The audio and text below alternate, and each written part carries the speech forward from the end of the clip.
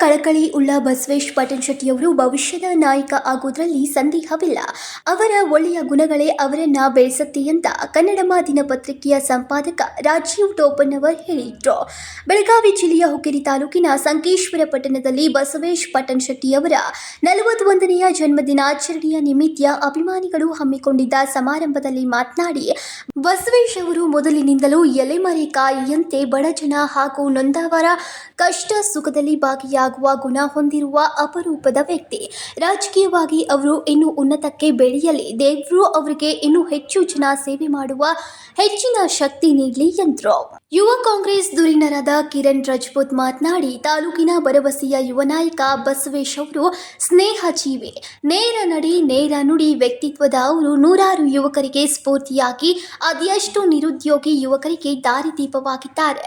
ಪುರಸಭೆ ಸದಸ್ಯರಾಗಿದ್ದಾಗಲೂ ಅವರು ಸಾಕಷ್ಟು ಅಭಿವೃದ್ಧಿ ಕಾರ್ಯ ಮಾಡಿದ್ದಾರೆ.